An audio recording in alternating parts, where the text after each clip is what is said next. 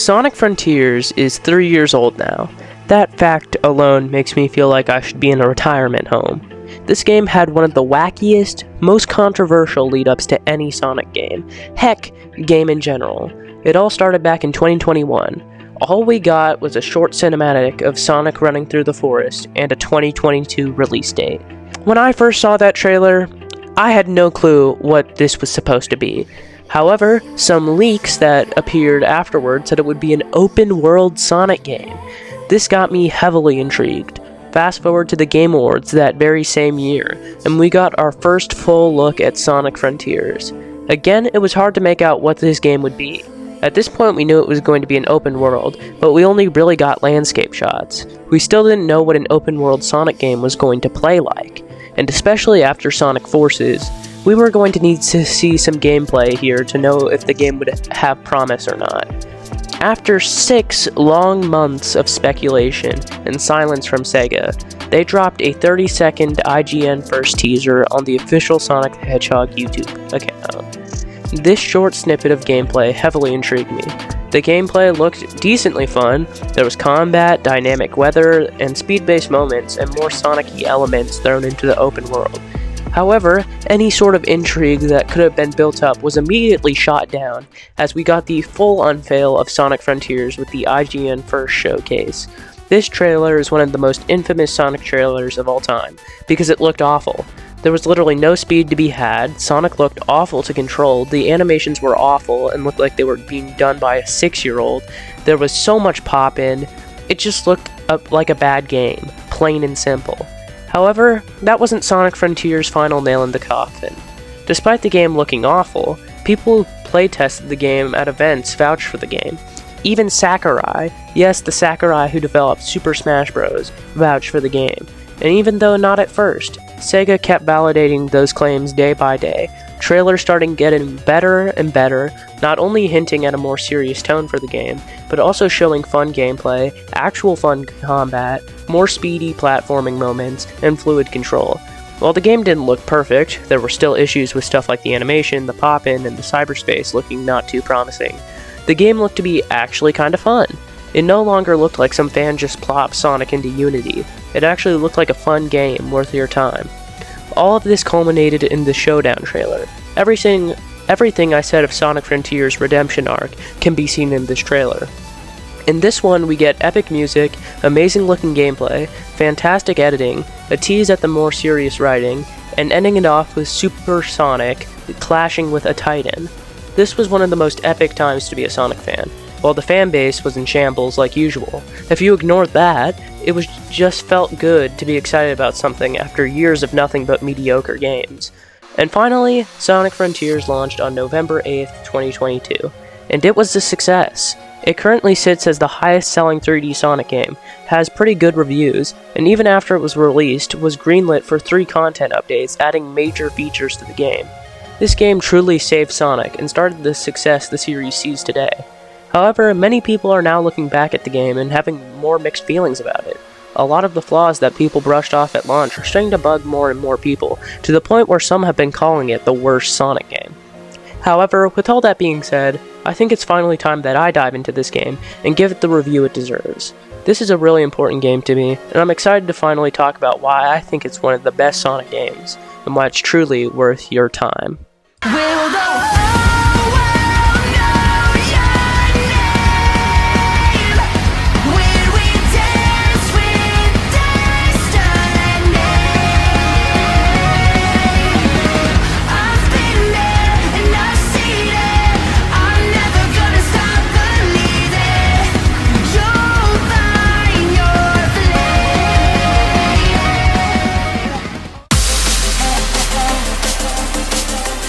Before I get into the story of Frontiers, I quickly want to touch on the prologue animation and the prologue comics. First, the comics. These are pretty disposable. They just add a bit of background information and are mostly just for fan service. However, the prologue animation, Divergence, is truly a highlight. It details how Knuckles got onto Ares Island since he wasn't with Sonic at the start of the game. This animation is amazing. Not only the animation quality, but Knuckles' characterization was absolutely on point. It was super cool seeing Knuckles be cool again after constant games of him being treated like a bumbling clown. However, moving to the actual story, it details Sonic traveling to the Starfall Islands with Amy and Tails in search of the Chaos Emeralds. However, the trio gets sucked into cyberspace. Sonic escapes, but his friends do not. From there, a being called The End basically tricks Sonic into defeating the three Titans and tearing down the walls between dimensions in order to free it from cyberspace. While this is happening, Eggman also gets trapped in cyberspace, and his AI daughter named Sage tries to quote-unquote stop Sonic by using the Titans to absolutely wipe the floor with him. Another thing is that when Sonic frees one of his friends, or shuts down a tower, which he needs to do to tear down the walls between dimensions, he takes on more cyber corruption. This cyber corruption basically leaves him as a lifeless statue by the end of the fourth island.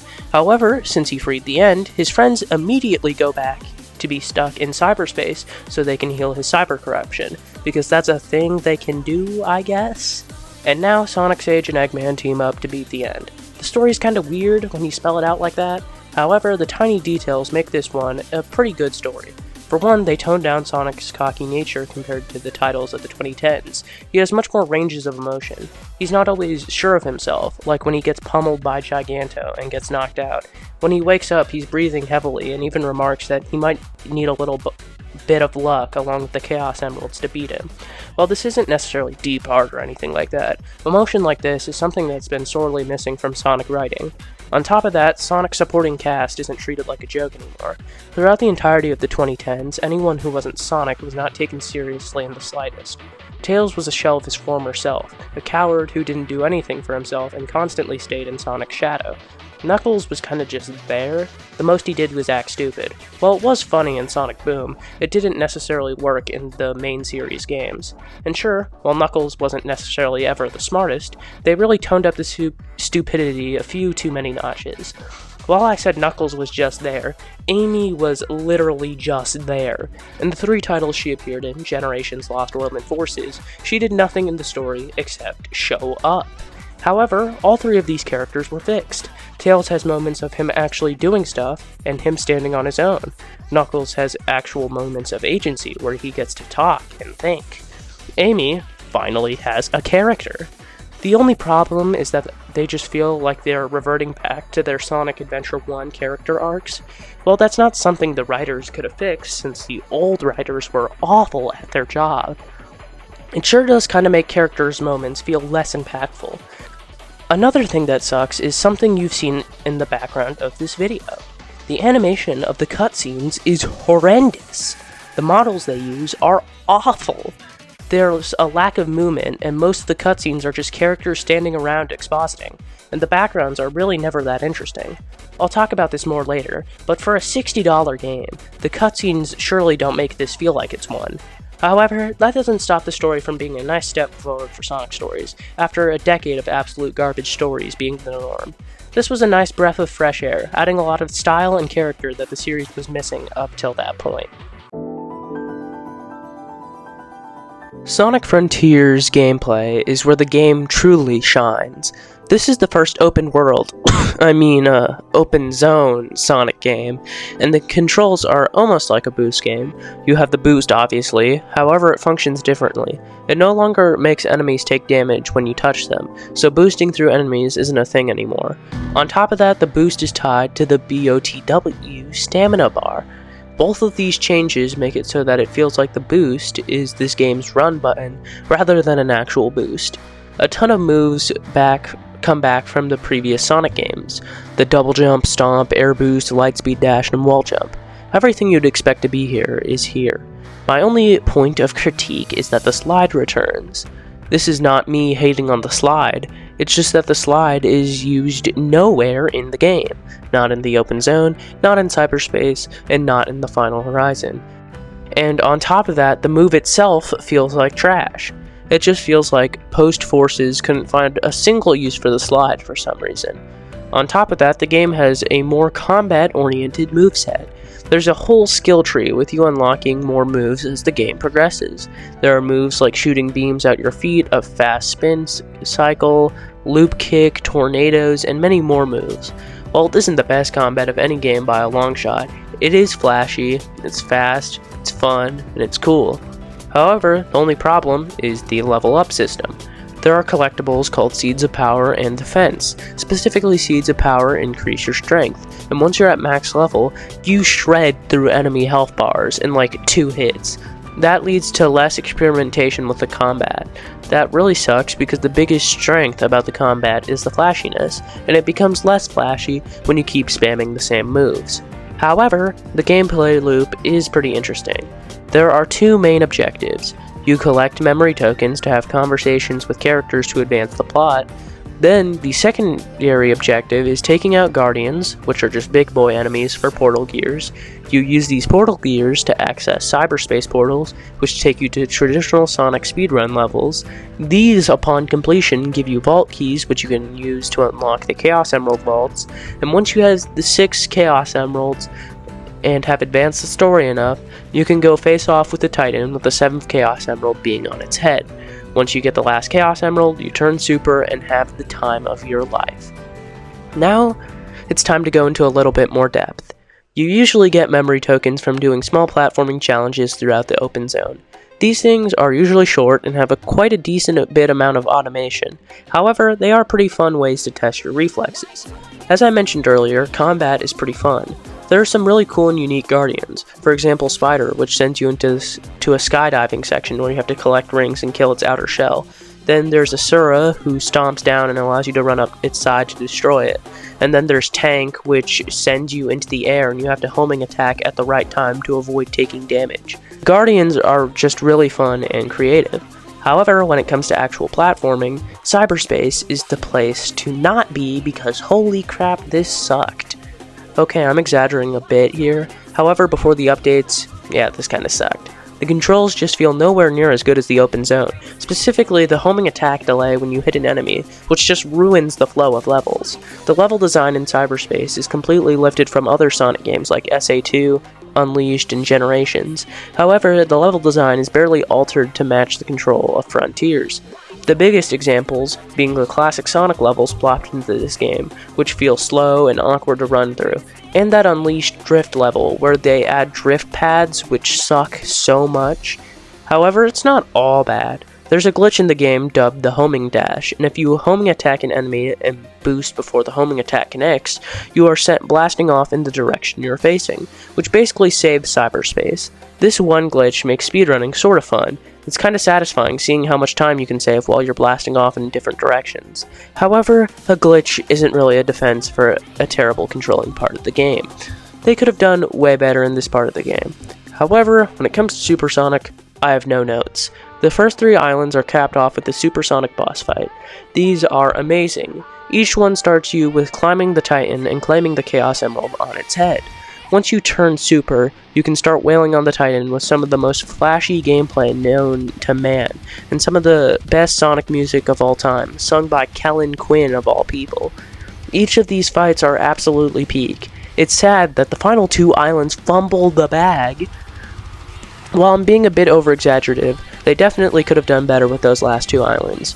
First off, while the first 3 islands all have unique themes, the last 2 islands all share the same theme as Kronos, and when it comes to Rhea Island, it has you doing nothing but climbing towers, which is fine, it just leads to no replay value or reason to revisit the island. There's no side quest, no missions, no guardians to fight, no cyberspace portals, the only thing there are some towers, and when it comes to Oranos, it's the normal gameplay loop, but all the requirements are heavily inflated. On top of that, the final boss sucks. The final Titan, Supreme, is just a more boring reskin of Giganto. And the secret final boss, the end, is just Ikaruga. I'm being serious. There's no Supersonic finale, it's just Ikaruga and a QuickTime event. What's even the point? That ending to Sonic Frontiers is just insanely underwhelming, and they definitely could have done way better. The presentation of Sonic Frontiers is the single worst part of the game. I mentioned this earlier, but the cutscenes are pretty bad. The overall visual presentation is also subpar. Insanely bad pop-in, pretty so-so animation quality, and just overall not having a unique visual identity compared to other modern games, or even Sonic games. Pretty much every other Sonic game, even games as bad as 06, Boom, and Forces, had their own unique visual style that hasn't really aged that much. However, the Frontiers art direction was outdated as soon as it came out. The visuals in general were just pretty bad. However, the music was insanely good, whether it's the ambient tracks that play while you're roaming the islands,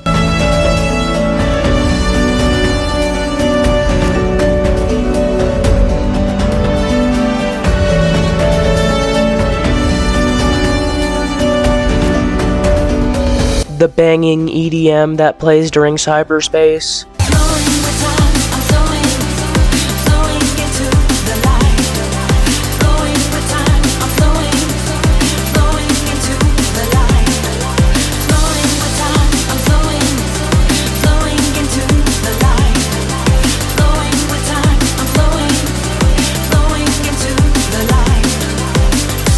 or the heavy metal rock that plays during the Titan themes. And no matter what the outcome, you better accept it. I can cut the sound, I can bury the pain. So don't doubt for a second, just get out of my way. You're standing still, I'm not letting you go. So take this as a lesson, 'cause it's all that we know. Will the whole world know your name? When we dance with destiny. I've been there and I've seen it. I'm never gonna stop believing. You'll find your flame. Oh, we can save the day. Don't die. The whole soundtrack is amazing and one of the best in the Sonic series, and possibly one of the best of all time. You may think I'm pretty much done, but I still got some updates to go over. As I mentioned earlier, Sonic Frontiers ending was insanely underwhelming, so Sonic Team put out 3 updates not only to add quality of life features, but also to add a fully new ending to fix all the issues in the original game's ending. The first one being sight, sounds, and speed, and this one added a ton of quality of life changes. First, it added a photo mode, which is really fun to use and snap cool photos with. Every game should have a photo mode, and it can only enhance an already great game. Second, it added Boss Rush and Cyberspace Challenge, which allowed you to fight every Guardian and every cyberspace portal one after the other, which weren't insanely cool additions, but completing these would give you cool rewards. Completing Cyberspace Challenge adds the power boost in cyberspace, which fixes a bit of the control problems that can be found there, and also makes the 3D sections more fast-paced. And the Boss Rush unlocks Extreme Mode upon completion, which is insanely cool. It's not an insanely good extra mode and has its flaws, but it adds an extra bit of challenge for those who want it. On top of that, a jukebox was added along with sound memory scattered throughout the open zone. The sound memories take the form of orange music notes, which you need to collect to unlock music, which you can play anytime you want. It even gave you a reason to explore Rhea Island. However, my only problem with it is that there should be more tracks. For a series known for its music, they could have added way more songs. When it comes to the second update, Sonic's Birthday Bash, it completely overhauls the physics of Sonic Frontiers. The main addition was the Spin Dash, and the addition of momentum carrying into your jump. This completely transforms open world exploration. Spin dashing across the islands at top speeds is really fun. On top of that, the cyberspace is almost completely fixed. Running through cyberspace with momentum carrying into your jump is really fun. The only thing that it really doesn't fix is 2D, because it's still designed poorly, and Sonic controls especially poorly in 2D. However, to unlock the Spin Dash, you have to do Action Chain Challenge. These challenges are basically score attacks, and while it's kind of basic, it's really fun to run around the islands and chain points together. On top of that, unique Coco challenges were added. I just realized that I didn't talk about Coco anywhere in the script. Well, in short, they're basically Rock Chow. Anyways, these challenges are really cool. They change up the scenery compared to normal challenges, and on top of that, they utilize momentum and creative gimmicks that can be very challenging and easily trump anything found in the base game. The only problem is that the reward isn't very good. It's just an extra boost gauge, which isn't very helpful. However, it's still worth it to do the challenges, just for fun. On top of all of this, since this was released on Sonic's birthday, there was a ton of different birthday-themed items, like cosmetics, and things on the island being more festive, like rails, which is really cool. While Update 1 added a ton of quality life improvements, Update 2 completely changed the physics of the game for the better. However, the main meat and potatoes was Update 3, The Final Horizon. The Final Horizon was the biggest update to Sonic Frontiers. It added a completely revamped Arenos Island, with new playable Tails, Knuckles, and Amy, and on top of that, a new final boss with a new super form, an enhanced soundtrack, and a ton of other additions. All of these things sounded really cool when they were first announced. However, what we ended up getting was basically the monkey's paw version. First, when it comes to the change story, Sage basically brings Sonic's friends back, restoring his cyber corruption, so while Tails, Knuckles, and Amy collect the Chaos Emeralds, Sonic is supposed to channel his cyber corruption into new power. While it isn't a bad idea in concept, and is a pretty decent idea, it makes no sense why this wouldn't start on Rhea Island. I mean, why didn't Sage just say the plan over there, instead of watching Sonic's friends sacrifice themselves to bring them back 2 seconds later? On top of that, all the cutscenes in this game have nothing of substance. It's just characters standing around expositing the same information we already know. There's nothing to learn, there's nothing to gain, the cutscenes are here just to be here. And when it comes to the main playable characters, they're kind of a mixed bag. All of them suffer from a main issue. They all have skill trees which require you to unlock basic actions that Sonic has by default, such as stomping, basic attacks, and parrying. And since the skill tree is filled with that stuff and not combat like Sonic, fighting any of the souped up Guardians is pretty much hopeless. Even if you could beat one, you wouldn't want to. However, going into a bit more detail, Amy is the most platforming focused. She has a triple jump that leads into a glide, and some pretty fun movement tech. She's probably the best character overall. And then there's Knuckles, who is the most exploration focused. He has his typical glide that controls like trash. Before an update that changed it, Knuckles' glide controlled like a tank, and it had a wind-up. However, that was fixed in the patch, and after the patch, Knuckles is pretty fun to play as, at least when it comes to gliding. His stomp has delay, so that sucks. Sadly, this doesn't apply to climbing walls though, because climbing walls as Knuckles only works on specific walls, and it's insanely buggy, and doesn't always work when you want it to. Lastly, Tails is the character you want to play as if you want to break the game. His mech is insanely overpowered because it allows you to fly anywhere on the map as long as your boost gauge still has boost in it, so it allows you to cheese almost all of his challenges. If they wanted to add this back in a future game, they definitely need to tone it down a ton because it's way too busted. On top of that, his actual flight with his tails has a wind-up, and he doesn't have a homing attack. Why? While the new playable characters aren't perfect, what about Sonic? Well, Sonic's goal is to climb 5 trial towers in order to channel his cyber power or whatever. This is probably the most fun part of the game. Before I get into the tower climbing, there are new cyberspace stages. These are really cool and have unique level designs that take momentum into account. They also have way better music than the base game cyberstages. However, when it comes to the towers, they're actually kind of fun. Sure, climbing the towers is hard, but the actual challenge is nice and refreshing. However, the challenges at the top of the tower are kind of just boring, with the exception of one. The Master King Coco trial sucks so much. Almost everyone knows about the trial because of how hard it is. You have to beat the 3 Titans on one 400 ring gauge. However, you have to use the perfect parry. This sucks because in the base game, you can hold the parry for as long as you want. But as soon as you take bosses that weren't designed for a limited parrying in mind and have terrible telegraphs on their attacks, yeah, you're gonna have a pretty bad time. However, I'd say it's worth completing for the final boss. Once you make it through everything, you go up against the terrible Supreme fight. However, after that's done, you get a revamped version of Supreme with a new super form. Super Sonic Blue Eyes Edition. Yeah, it's kinda underwhelming. However, the fight itself is really fun, and is probably one of the flashiest moments in the Sonic series. Backed by a remix of I'm Here by Kellen Quinn, making the definitive version of the song in my opinion. Then, once it's defeated, you turn into an actual new super form in a cutscene that you don't get to play as, not in-game. And you defeat the end once and for all. While the Final Horizon isn't perfect or anything, it added quite a bit of cool content. That made it worth the wait, especially considering it was free. All in all, Sonic Frontiers truly is a flawed package and is very imperfect.